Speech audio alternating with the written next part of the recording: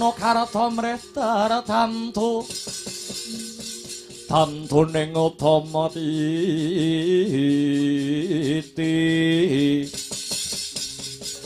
tetep dadi pangobaning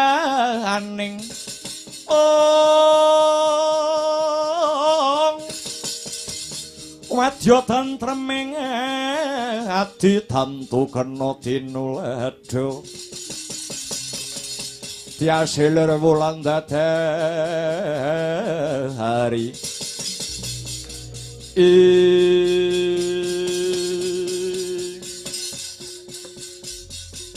menawi mboten sisip ing pamawas punika Bapa Durna ingkang sarimbit kaliyan Paman Patih Harya Sengguni ingkang kepareng rawuh wonten ing kasatriyan Madukara.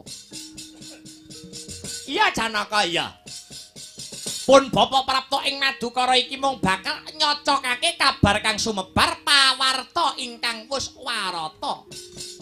Apa pancen bener kapara nyata dina sak mengko jeneng sira Angger Janaka arep besanan karo kakangmu Jodipati? Apa bener sira Arjuna arep besanan karo kakangmu Werkudara, Ngger? Kanjeng Bapa Durna lakar kasinggihan dawuh jengandika Bapa. Anak kula pun pergiwa sampun kencan rembak kaliyan kulup Gatotkaca. Namung kantun nenggo kepiyak ing damel setitik wanci malih anak kula pun pergiwa badhe kajatukrama kaliyan nuwun inggih putranipun Kakang Jodipati nuwun inggih pun kulup Gatotkaca. Alah kusik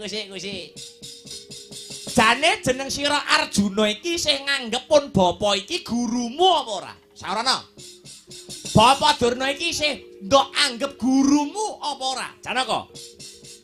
Bapa Durna paduka bapa mboten namung kula anggap minangka dwija kula, malah kepara kula anggap kadidene Sudarma kula piyambak. Kenging menapa? Kenging menapa paduka bapa ngendika ingkang kados mekaten? Ya, Janaka. Yen jeneng sira Janaka isih nganggep aku iki gurumu, kepara mbok anggep wong tuamu dhewe. Anang apa kok kowe Janaka arep duwe gawe mantu ora matur pun bapa luwih dhisik. Ayo wangsulana Janaka. Yen aku iki isih mbok anggep dadi gurumu, yen aku iki isih mbok anggep dadi bapakmu. Kenang apa arep duwe gawe mantu, arep duwe gawe geden-geden ngundang dulur adoh, ngundang dulur cedhak, ngundang tangga teparu. Lah kok babar pisan ora nyenggol pun bapa. Karepmu piye Janaka?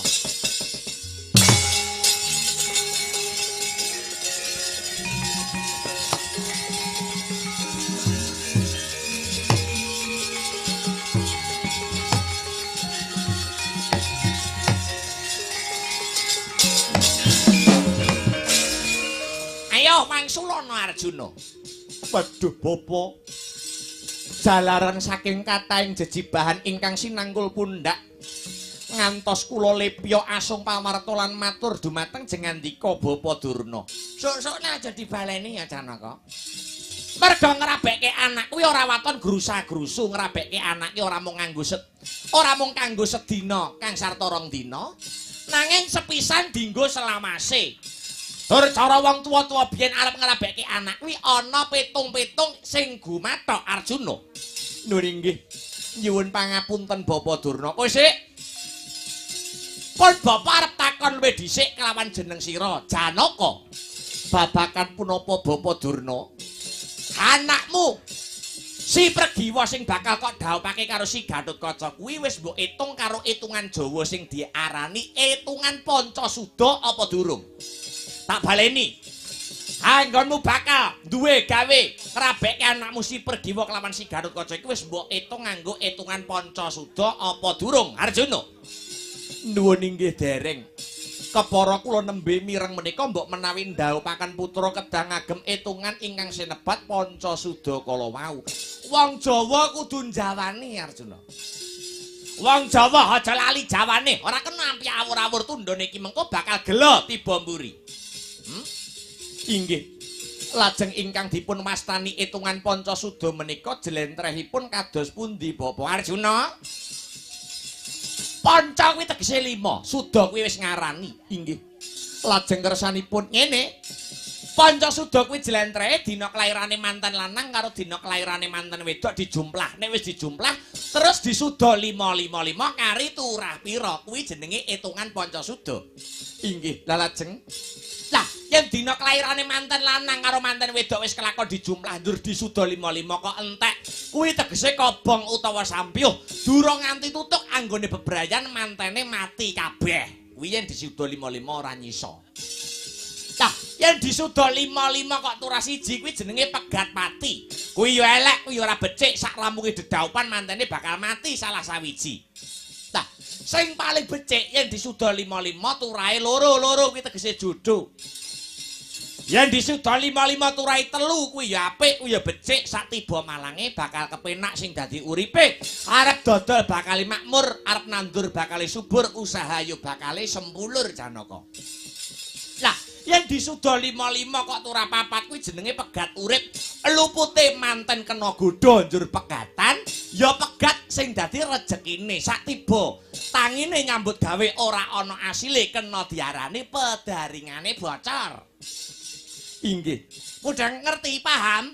Inggih Bapak inggih ngestaken dawuh. Lah, saiki anakmu si Pregiwa arep ndok jodoke kelawan si Gatotkaca. Wis kok itung nganggo itungan Pancasuda apa durung Janaka? Dereng Bapak. Saiki jajal diitung bareng-bareng. Si Pregiwa, anakmu wedok kuwi dina kelairane apa Janaka? Anak kula Pregiwa lairipun nggih Budha Kresna. Budha Kresna kuwi tegese Rebo Wage. Lakar kasinggihan Bapak. Rebo kuwi 7, Wage kuwi 4 dijumlah karo 7 kuwi 11. Inggih. Saiki si Gatotkaca. Gatotkaca dina kelairane apa Janaka? Gatotkaca menika dinten kelairanipun Tumpak Seta. Tumpak Seta ki tegese Setu Legi. Lakar kaluhuran kados mekaten. Setu ki 9, Legi ki 5, 9 tambah 5 14. Saiki dijumlah 14 ditambah 11. Dadine selawe. Selawe yen disuda 5. Wekasane entek kobong sampyuh bakale omah-omahe anakmu si Pregiwa lan si Gatotkaca Janaka. Jagat Dewa Bathara kasisaning Bathara jagat.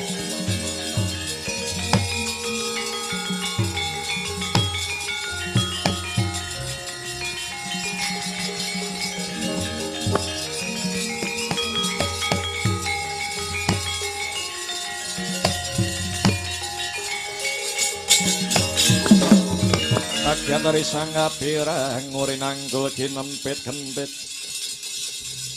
dosa ngarat enaning bawana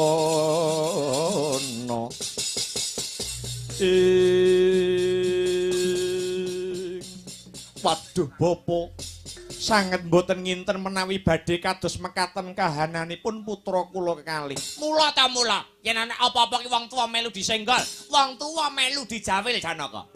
Aku ora pamrih apa-apa nanging yen ana apa-apane kaya ngene iki sapa sing arep tanggung jawab? Nuwun inggih. Sareng kula raos-raos Dewa Bapak panemban. Ageng katresnan kula dumateng anak kula pun Pregiwa. Kula mboten saged mbayangaken menawi bibar apala krama anak kula pun Pregiwa dalah Gatotkaca gilang-gilang ingkang dados kuwandhanipun. Bapak Durna lajeng margi pundi ingkang kedah kula tempuh pal ngetepal 7 dina bar 7 dina anakmu Pregiwa karo Gatotkaca bakal mati. Mula apa wae kudu dipikir luwih dhisik mumpung sega durung dadi bubur Arjuna.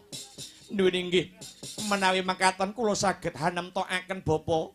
Nemtoke piye Janaka? Dedaupanipun anak kula Pregiwa dalah si Gatotkaca dinten sak mangke badhe kula batalaken, dinten sak mangke badhe kula wurungaken. Aku ora ngongkon lho, aku ora ngujuk-ujuki lho. Kabeh keputusan iki balik marang kowe Janaka.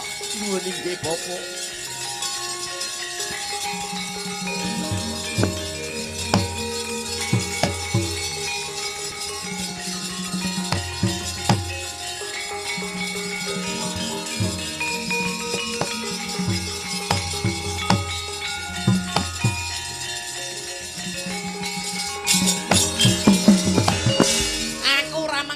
Arjuna, aku mau mong kandha ngilmu Jawa sing jenenge Pancasuda nanging kabeh keputusan kuwi balik marang jeneng sira Arjuna. Nuwun inggih. Sampun madhep Kang Sarta mantep ingkang dados raos kawula. Luwun kula wurungaken dedhaupanipun putra kula kekalih. Tinimbang nampi bebendu ingkang boten enteng. Ya, pancene kudu kaya mangkono. Nanging Bapa Durna, piye ana masalah apa maneh Arjuna? Janaka gadah damel menika namung kantun sak siliring bawang malih. Heeh. Ulem utawi undangan sampun sumebar. Undangan wis nyebar. Nuwun inggih. Lajeng menawi kula gadah damel wurung, menawi Arjuna gadah damel batal, menapa mboten kucem ingkang dados asmanipun ingkang putra pun Madukara. Kabeh kuwi kena disikapi Arjuna. Aja mompo rasamu, kowe arep duwe gawe manten tetep ora apa-apa. Dilanjut wae. Lah lajeng ning mantene lanang disalini. Nah. Lah lajeng sinten ingkang dados liranipun bapa? Aku duwe jago. Yen iki mengko mbok ora bekke karo anakmu si Pergiwa nganggo hitungan Pancasuda asile bisa temonjo. Jago kok ora ana liya ya kuwi Atmajendra negara Ngastina si Lesmana Mandra Kumara. Lesmana Mandra Kumara iki dina kelairane Kemis Kliwon. Kemis Kliwon. Ha. Kemis ki 8. Kliwon ya 8, 8 tambah 8 16. 16 dijumplake karo dina kelairane Pergiwa ya kuwi 11 16 tambah 11 17. 17 ya disuda 5 5 5 5 5 turah loro. Jodoh ora ngono iki jenenge. Piye? Piye Janaka? Ngono nggih. Menawi mekaten, kula sanget condong ingkang sarta rumajang.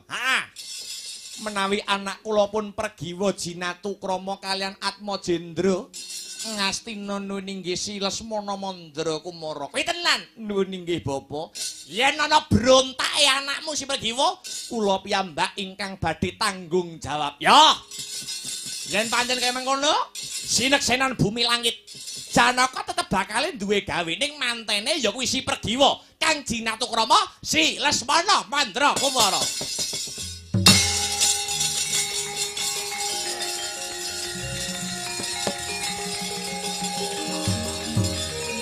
Abimanyu rene ya bocah bagus.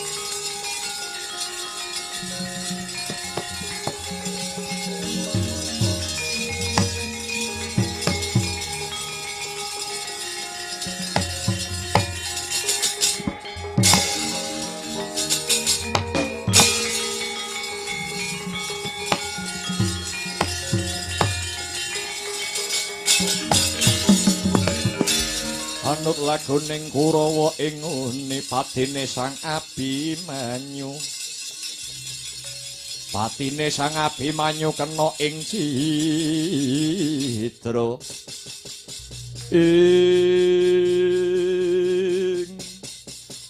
Duh Kanjeng Rama, panter timbalanipun Kanjeng Rama amiji ingkang putra plangka mati kula pun Abimanyu. Wonten wigatos ingkang pundi ingkang putra arsa angangkrungaken jangga nilingaken karna nenggara mentah sabda dawuh pangandikanipun Kanjeng Rama Arjuna. Abimanyu, kula wonten dawuh, kowe kuwi apane Janaka? Kula menika putra Paduka, kula menika Atmaja Paduka. Kewajibane anak marang wong tuwa. Anak wajib mbangun miturut menapa ingkang dados perintahipun tiyang sepah. Nek aku kandha ngulon, Abimanyu inggih badhe ngilen. Nek aku kandha ngetan, Abimanyu inggih badhe ngetan. Saiki ana kewajiban kang kudu ndok lakoni. Dina iki Abimanyu lumarapok ana kasatriyan Jodipati. Matura kelawan uwakmu Kakang Werkudara. Kalamunta jatuh kramane Gatotkaca kelawan si Pergiwa dina iki batal, dina iki wurung.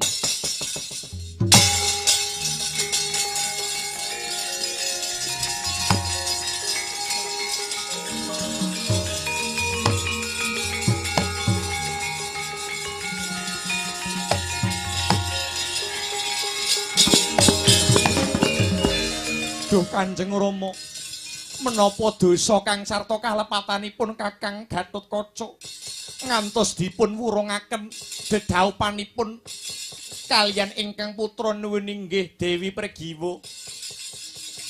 Kamangka kabar sampun sumebar, pawarta sampun waradin, layang utawi ulem inggih sampun sumebar. Kenging menapa kok paduka Kanjeng Rama murungaken ingkang dados dedaupanipun Kakang Gatot kaliyan Dewi Pregiwa. Ora susah kakian takon kowe Abimanyu. Wong tuwa kuwi luwih ngerti karo nasibe anak. Kaya enggal budal lumarap ana Jodipati. Janji Abimanyu ora gelem mangkat. Ana ing kasatran Jodipati, kelakon tak ilangi nyawamu dina iki Abimanyu. Nuwun inggih, nyuwun pamit.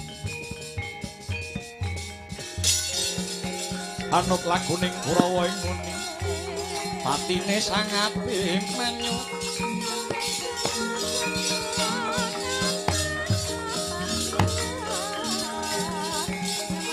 Patine Sang Abimanyu.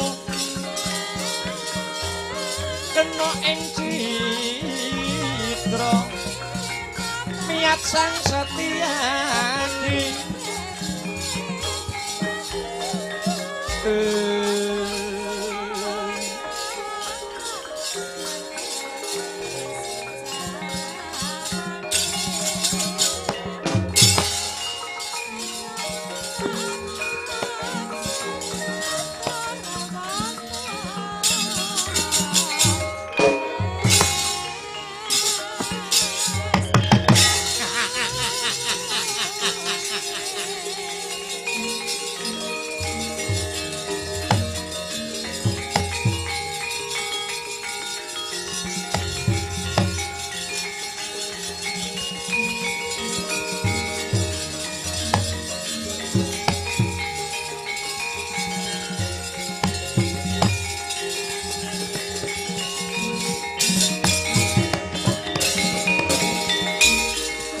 Pandit Lakarya mangsit Bendha kumbang ajabing tawang susung angin ngendi nggone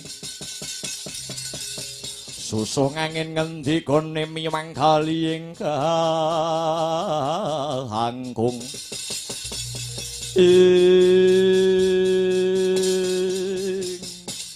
sing baku rembug wis ketemu. Pun Bapak bakal bali ana negara Ngastina luwih dhisik paring pekabaran marang anak Anggara Duryudana babakan tata-tata dedaupane si Lesmana Mandrakumara lan putrimu Genduk Pregiwa. Nuwun inggih Bapa mangestokaken dawuh. Dik Patih, ya Kakang mak ning Gondel Suka 5 piye? Wedange ndang dintekke ya, Dik. Iya, ayo enggak bali ning negara Ngastina. Iya Kakang Resi. Aku njaluk pamit ya Jana. Kamu gantuk pengasih saka Gusti ingkang Maha Asih. Muga-muga bisa kasembatan. Muga-muga bisa kasembatan. Anggone si Lesmana Mandrakumara bisa dedaupan karo anakmu kembang Madukara si Pregiwa. Kumreh kang bala lumares nuwun inggih Bapa budhaling prawadya kuswa warna-warna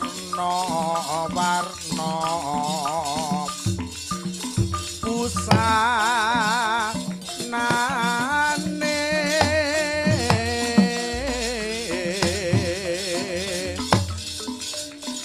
sakehing prawadya abra busana nira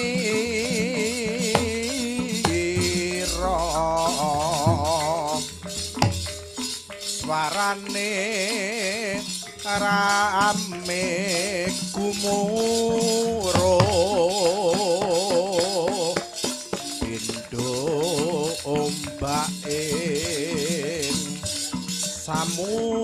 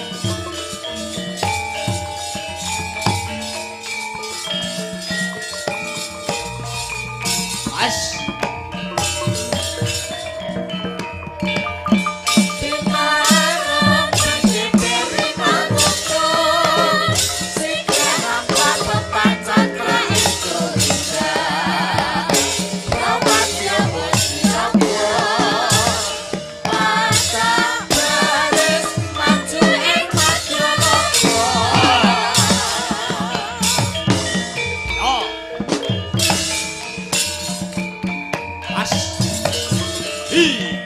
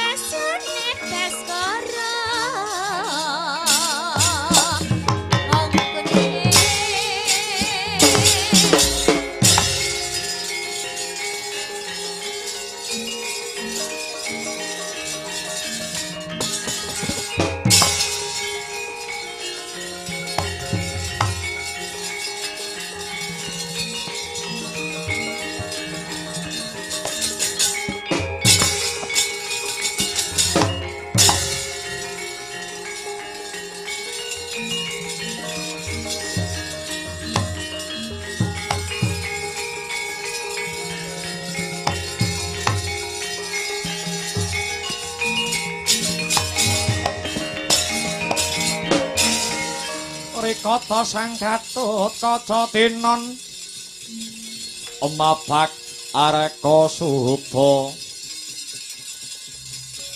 takabira kresna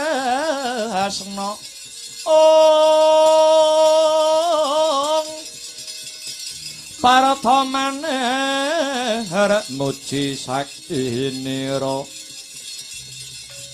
Parata maneh arep muji saktinira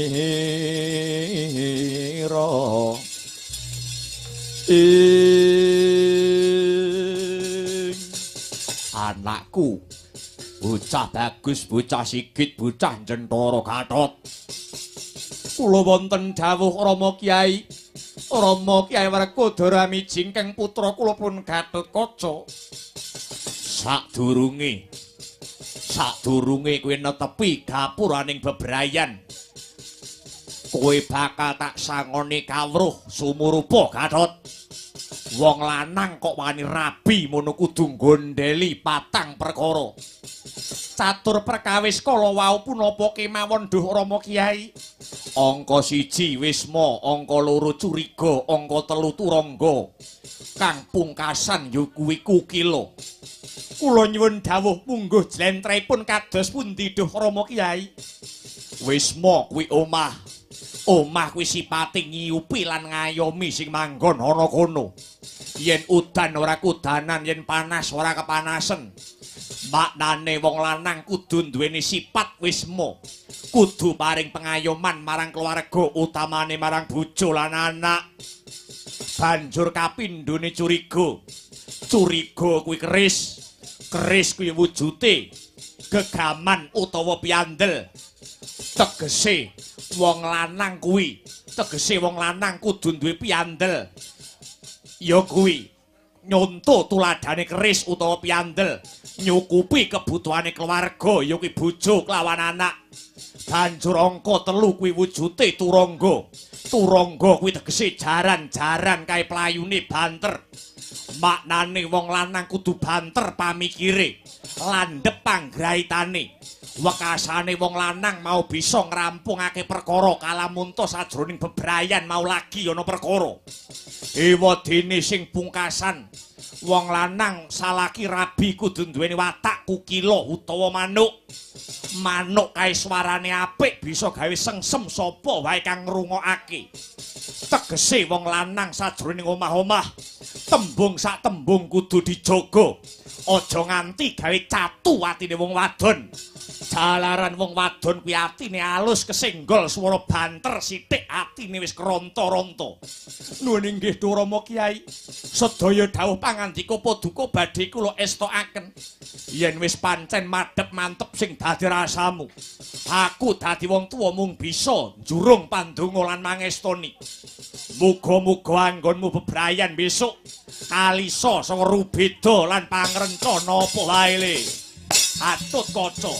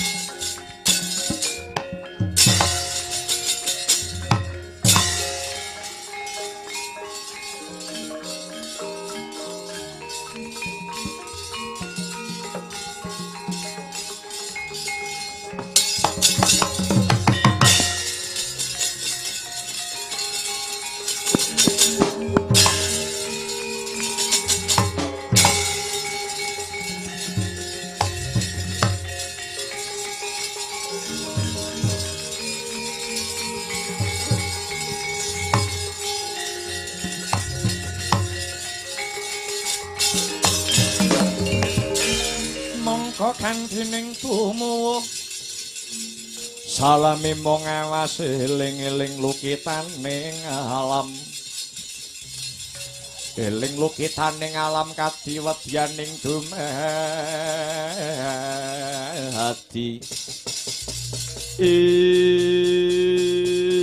bocah Plongkowati bocah Tanjung Anom Abimanyu sing teka nuwun inggih Dawa Ana bare gawe apa petrek-petrek tumuju kasatriyan Jodipati. Duh kunjuk aturwa.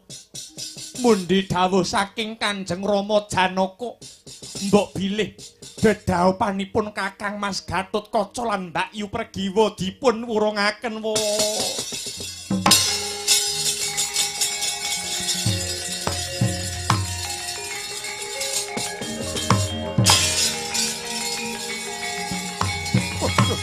Rama Kyai.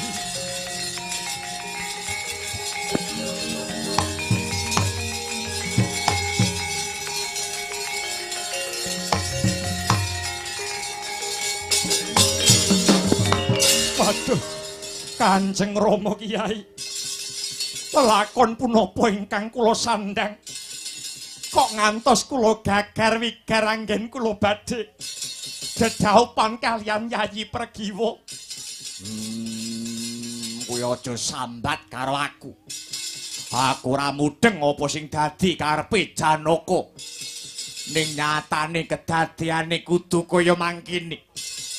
Mbok menawa kurang nggonmu tirakat bocah ora gelem poso, ora gelem melek. Dadine bocah ya kaya kowe ngono kuwi. Rabi kari ngenteni dinane wae dadak batal. Ora sudi duwe anak alman miat. Mati aku.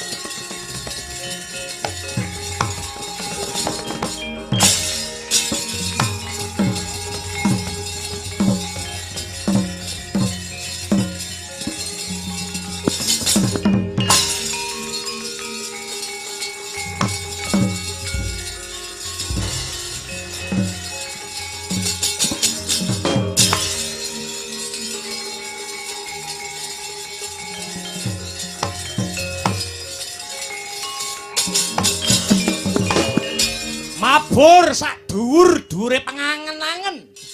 Yan Gatotkaca tansah ketok-ketokan gegambarane Endang Pregiwa. Weruh manuk Raja Wali sing mabur kaya weruh slendange Pregiwa. Weruh srengenge kaya weruh citrane Pregiwa.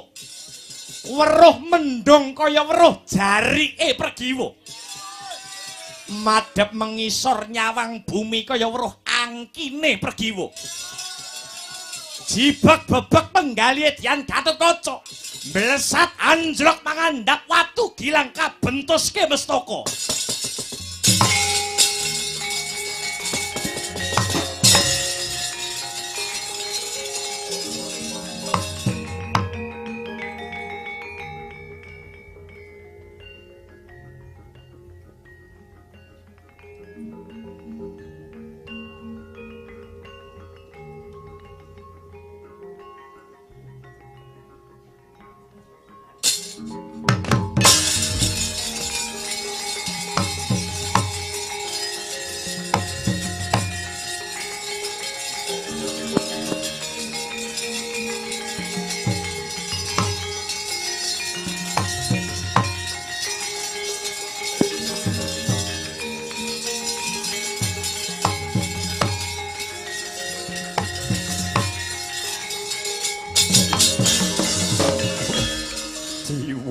Dewa, sirahku tak bentuske watu. Sirahku rapopo sing ngambyar atiku. Oh Pregiwa kowe tega karo aku. Dek biyen kowe tak wenehi jarik truntum slendang biru. Ing pamrih tresnamu ora bakal ayu. Jarene jarik lan slendangmu arep ndok ngombeksa gambyong. Ning tinemune kowe malah joget ana sak dhuwure rasa panalangsaku. Kowe nate menehi aku iket modang minangka tandha sayang. Kanggo aku nek makarya jare ben kelingan kowe. Ikete tak talekke sirah tinemune jebul sing merucut kowe saka pikiranku. Pregiwa, ajur mumur atiku. Wesi wae bisa teyeng apa meneh gur atiku sing gur ginawe saka daging lan getih.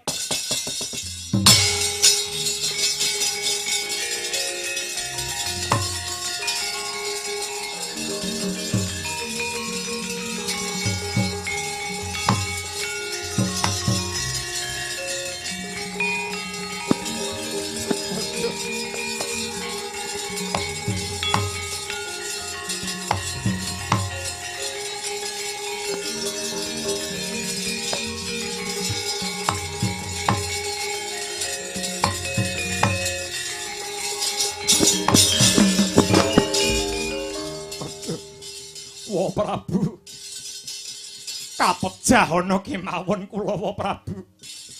Tinimbang kula nglampahi lelampahan ingkang kados mekaten remuk sakit batin kula. Musik to alon to. Kaya ngene iki aku malih kelingan rikalane kowe biyen lagi lair wis dadi jagone dewa.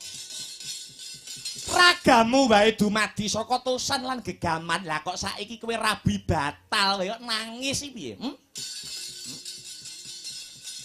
Wong lanang kuwi luwih jembar tebane, wong wedok wenang nolak, wong lanang wenang milih. Ki ugemono karo kaca. Karo dene jagat kuwi ora mung sak godhong kelor, isih akeh wong wadon kang ayune ngungkuli si Pergiwa. Kowe munggah kayangan njaluk widodari nyang para dewa, mesti bakal diwujuti. Merga kowe biyen tau labuh marang kayangan. Entuk widodari ora nyenengne. Widodari kuwi sipate panggah nom terus, ndak iso tuwek gek bar diprawani let sedina pulih neh prawane. Widodari. Ora demen kowe duwe bojo selawase jek perawan ngono ora demen.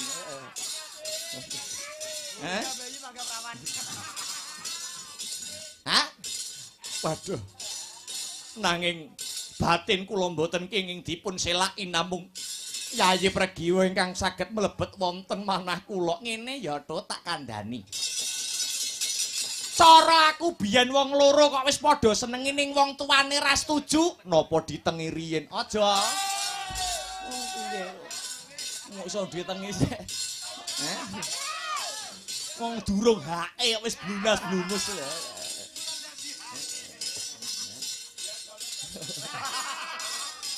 Nek cara nom-nomanku biyen, bapake utawa ibuke ra setuju colong gawa lunga.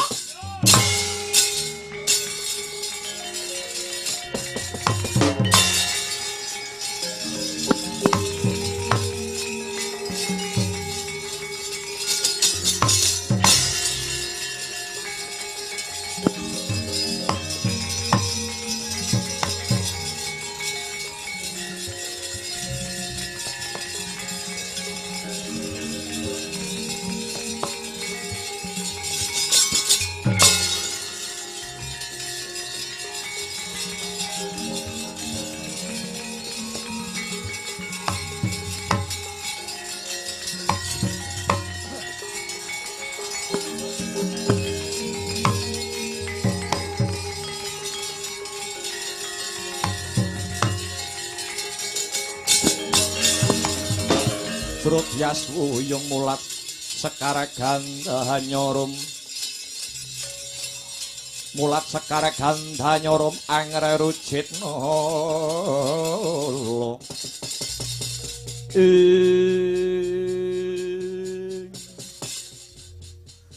panjenengan iku jan-jane mikir napa ora wayah mangan ora gelem mangan, wayah sare jenengan mboten sare pendak dina raga sampeyan saya kuru. Dahar nggih Gusti Ayu. Mopo jamban? Dahar nggih kula pendhet nggih. Mo. Lah kok angele kaya ngene to. Jane gek sing dipikir ki apa ngono lho. Kula percaya ingkang dados keputusanipun Bapak Paduka nuwun inggih Kanjeng Rama Arjuna menika keputusan ingkang sae. Keputusan ingkang becik. Anggenipun badhe ndhaupaken nyan.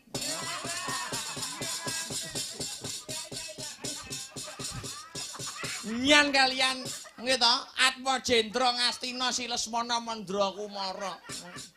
Anak ratu luwih sugih Lesmana timbang Gatotkaca. Ora aku ora bakal ngladeni wong lanang liya yen ora ya kuwi Pangeran Gatotkaca. Lho sedaya niku keputusan wonten astanipun nuwun inggih menika Kanjeng Rama Bapak jengandika.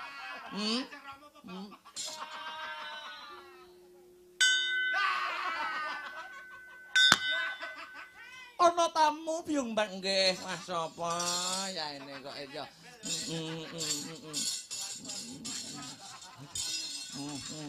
Ya.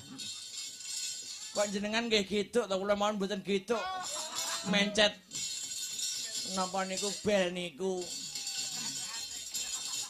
Mikum. Mikum.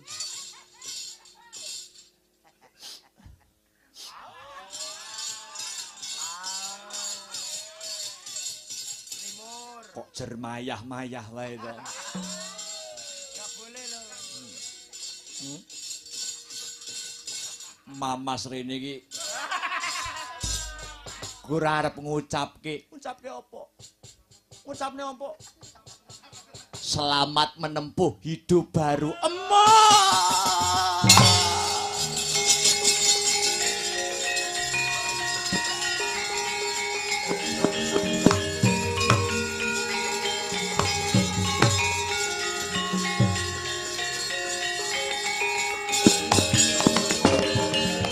Yo ngemban dalem. Iki duit 50 tukokno rokok ning Tulungagung. Yo adohe. Engko ora arep nundung arep ngusir rek. Dadak tukokne rokok ning Tulungagung.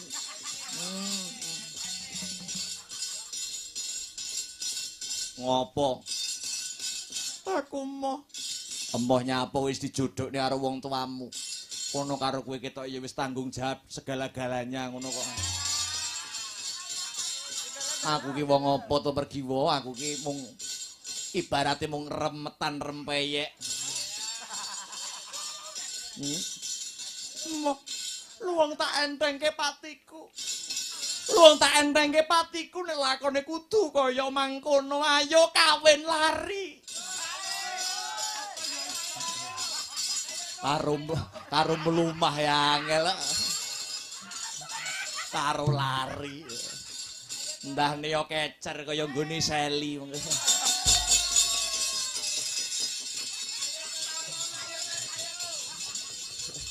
Lho bojoku wong ayu lah kae bocah.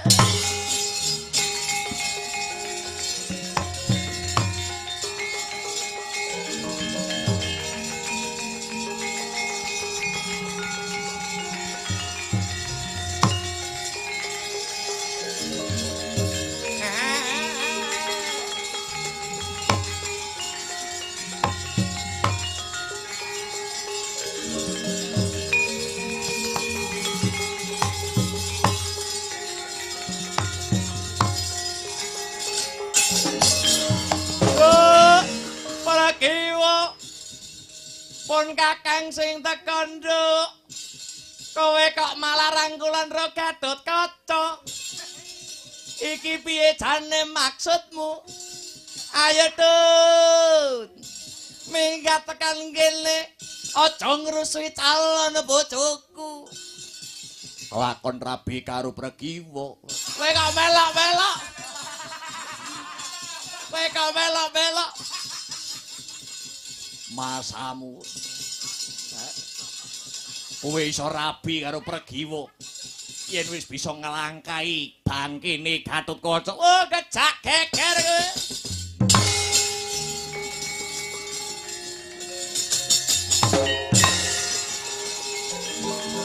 Mundur Pregiwa.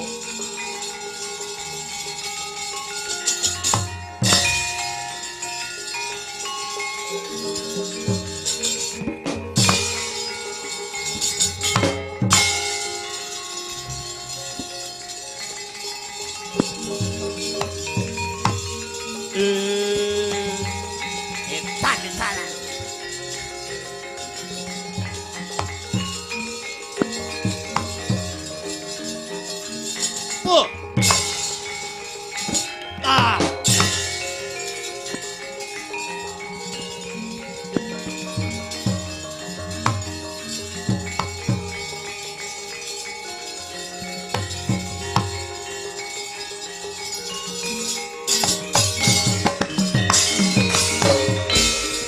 Redo mawur mangawur-awur wurahan pangarane ngajurit gong maguru kongso tata kaya butula wara pandriting turangga hesti mimeng dwaja kang kekitir ora kata ingkang dwaja Dwaja lelayu sebit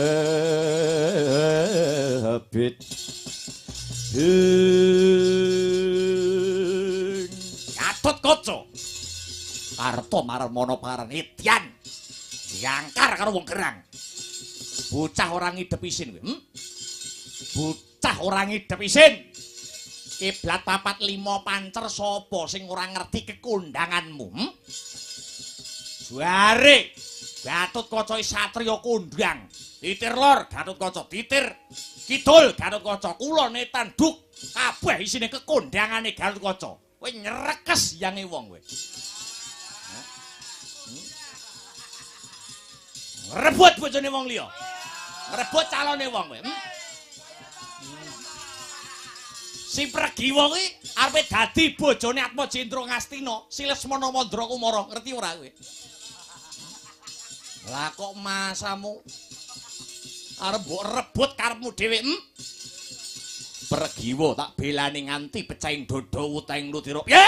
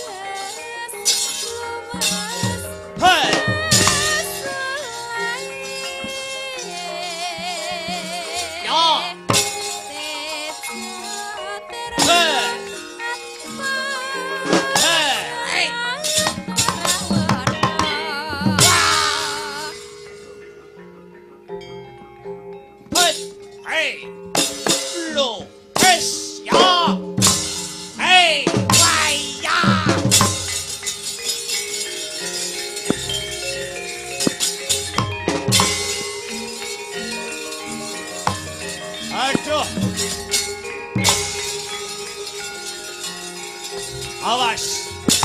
Ya.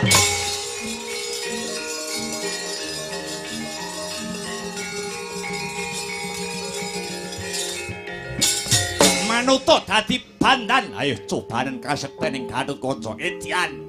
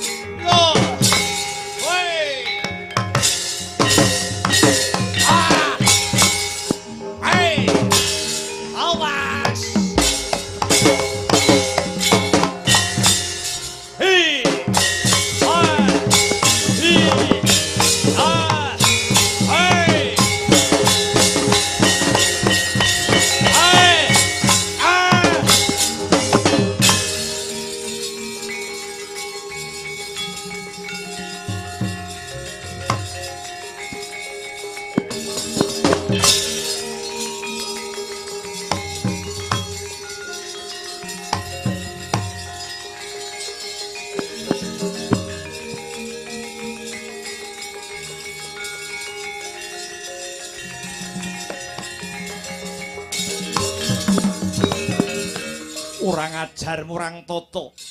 Bocah orang ngidep isin. Wis ngerti dedhaupane batal kok isih meksa menteng kelek ngendal-ndalke. Pergiwa badhe kula belani ngantos tetesing ludira ingkang pungkasan bosen urip parat kowe.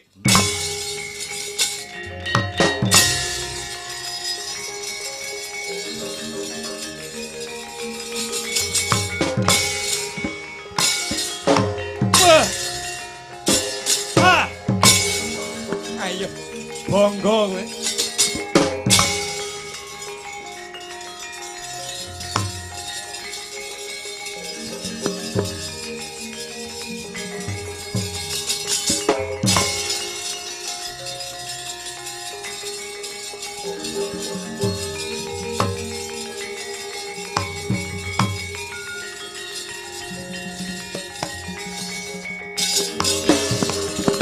Sikara tandang risang bayu siwire tungkul manembah anglir baya kuntap ing sena jlitheng resna kakangku napa anakmu sapa Gatotkaca diajar wani dipala gantang karo Yayi Madukara. Wis ben. Diajar mbok ben kelangan ndok-ndok siji ora masalah. rabine dibatalke Yo ben. Gatotkaca anak aleman. Bocah kurang tirakat, bocah kurang prihatin, rabi kari ngenteni dengi wae. Dadak batal, dadak urung. iki sing ndadekke perkara dudu kuwi. Lah banjur Janaka sumbar sesongaran. yen sumbar Ayo aja to mung Gatotkaca. Kae gerangane sing kaya kebo nyikaran kon maju pisan. cangkem elek.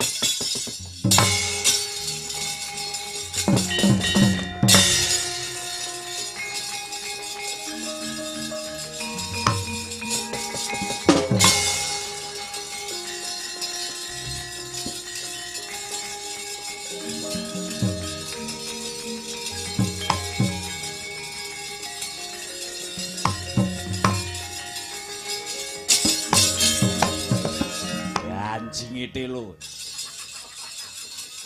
Janaka, Kula wonten dawuh Kakang Mas.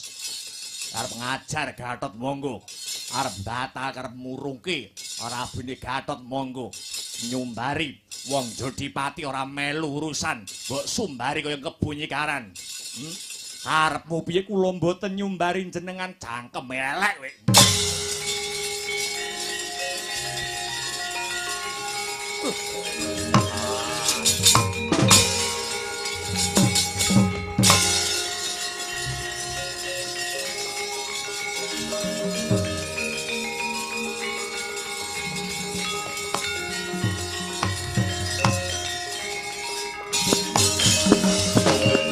Petruk. Enten apa, Den? Aku Ayamana. Ayomi pripun? Aku dioyak-oyak Kakang Jodipati mang ta wingking kula mriki.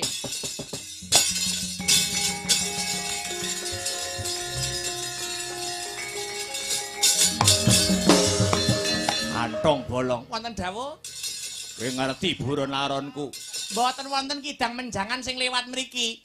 Dudu bangsane kewan. Lanjut. Madukara. Sinten niku? Janaka jlamprong tidak geceke ndase. Lah niki? Wah.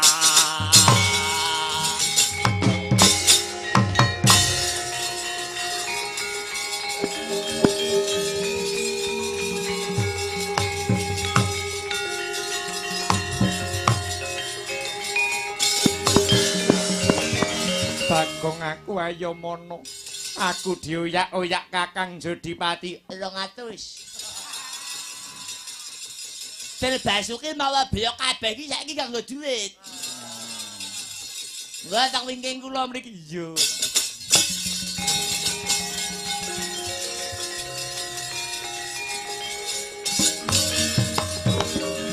Wetengku kok luar ae.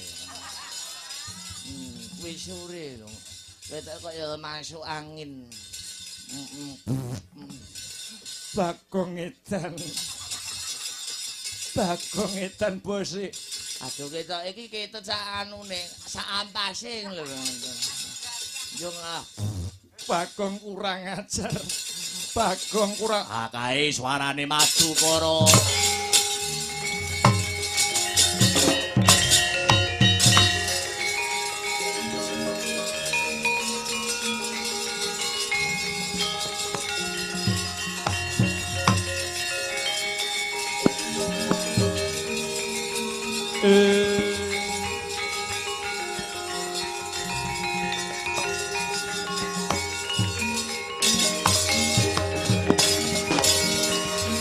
Mulat mara sang Harjuna esmuni rakamanungsan kasora banting kaing mungsuh Koko Prabu kaipe kula nyuwun pangayoman kula dipun oyak-oyak Kakang Bimasena. Lah Siadi ngopo kok dioyak-oyak?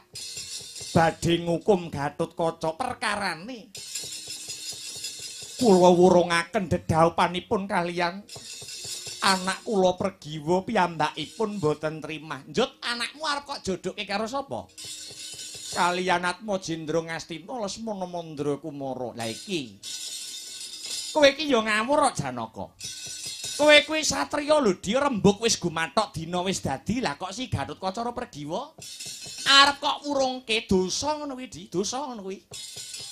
Ja saiki aku arep takon si Adisa mbatalake dedhaupane si Gatotkaca lan si Pregiwa. Kuwi jalarane apa?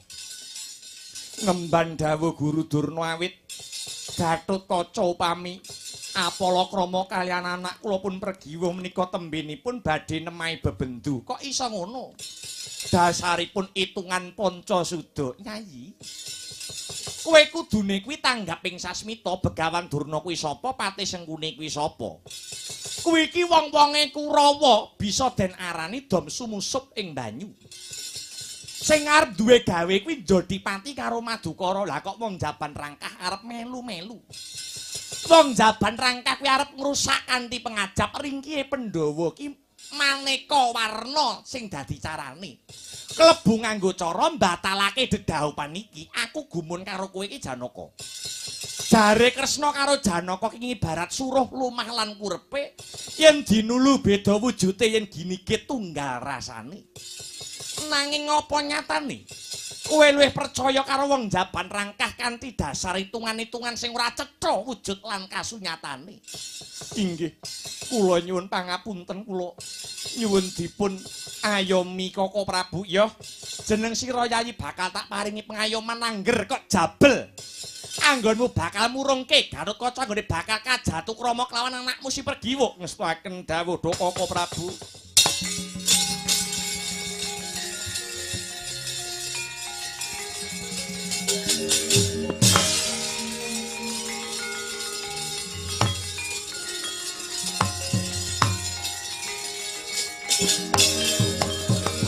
Umyung manengker langit kinurmatan pradangga manguyuyu. Anengge dhaupe risang Gatotkaca miwah Endang Pregiwa. Sineksenan dening para satriya miwah para raja miyang Narpati.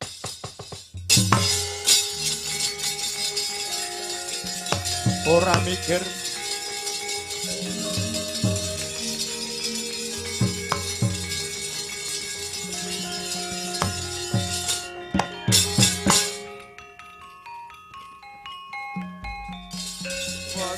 mangsa